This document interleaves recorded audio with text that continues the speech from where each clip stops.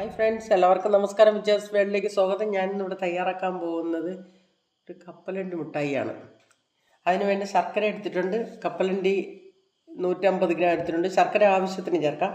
പിന്നെ ഏലക്ക പൊടിച്ചത് എടുത്തിട്ടുണ്ട്. നമുക്ക് ആദ്യം തന്നെ ശർക്കര ഒന്ന് ഉരുക്കിയെടുക്കാം. അപ്പം ശർക്കര ഞാൻ ഉരുക്കിയെടുത്തിട്ടുണ്ട്. നല്ലപോലെ അലിഞ്ഞ് ഉരുക്കിയെടുത്തിട്ടുണ്ട്. ഇനി നമുക്ക് തയ്യാറാക്കാം. നമുക്ക് അടുപ്പ് കത്തിച്ച് ഒരു പാത്രം വെച്ച് കൊടുക്കാം.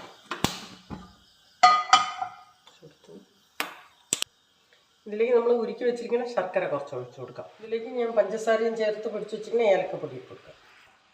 ഇതിലേക്ക് ഞാൻ 150 ഗ്രാം കപ്പലണ്ടിയാണ് എടുത്ത് വെച്ചിട്ടുള്ളത്. അത് ഇട്ട് കൊടുക്കാം. അപ്പോൾ നമ്മുടെ കപ്പലണ്ടി മിഠായി റെഡി ആയിട്ടുണ്ട്. നമുക്കൊന്ന് തണിയാൻ വയ്ക്കാം.